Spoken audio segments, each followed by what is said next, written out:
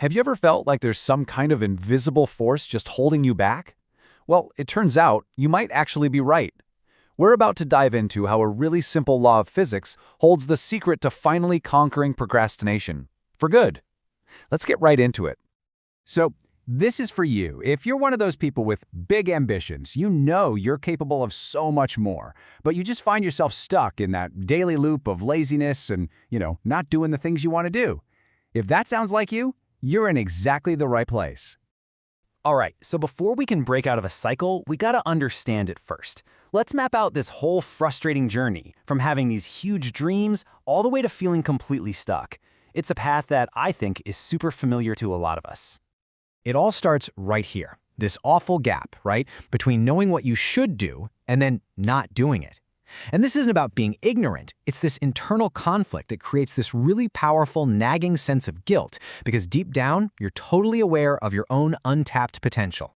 And that guilt, it has this nasty snowball effect. One day of inaction turns into a whole week of regret. That week turns into a month, and the weight of it all just gets heavier and heavier. Eventually, something really dangerous happens.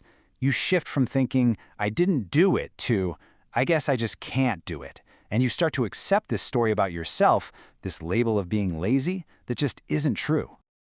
So, what's the deal? How do we fight this thing? Well, this is exactly where most people get it wrong. The typical advice you hear about procrastination, it only scratches the surface. It's like trying to fix a huge problem with a tiny little Band-Aid. Oh yeah, we've all heard these tips, right? Delete your apps, buy a fancy planner, find a buddy to keep you honest. And look, sure, those things can help a little bit in the short term, but they don't get to the fundamental reason we fail to act in the first place. It's like patching a leaky pipe over and over without ever turning off the main water valve. Okay, so if it's not about planners, or just having more willpower, what are we missing? Well, the answer isn't in some self-help book. It's actually in a physics textbook. The real problem isn't some kind of weakness in your character, it's one of the most basic, fundamental laws of the entire universe at play. And that law, it all comes down to one powerful word: inertia.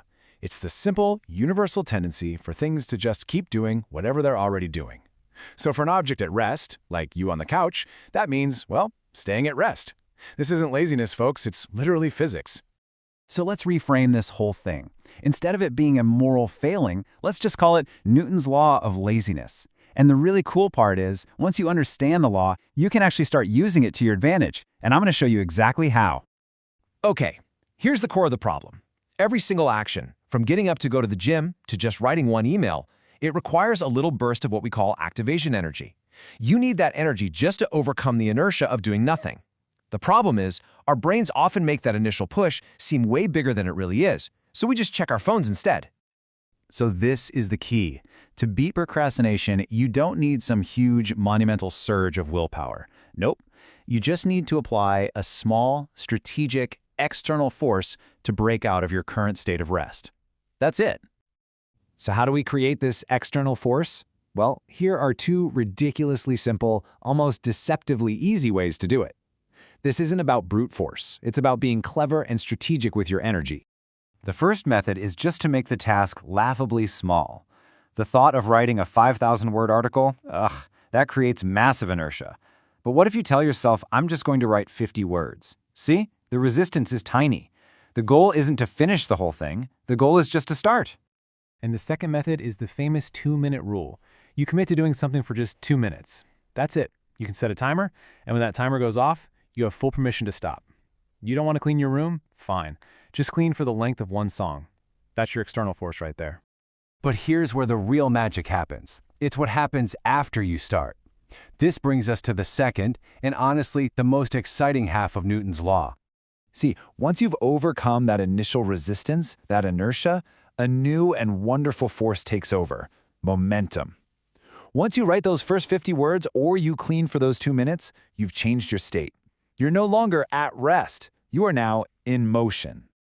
At first, getting going requires the most effort. It absolutely feels like you're pushing a giant, heavy ball up a really steep hill. It's all resistance, and you're the one supplying all the force. But then, you get it over that initial hump, that point of inertia, and the task starts to carry itself. The ball starts rolling downhill, and everything gets so much easier. You'll often find that you don't even want to stop after those 2 minutes are up. And this quote just nails the whole idea. Don't worry about the entire 5,000-word article. Don't worry about cleaning the whole house.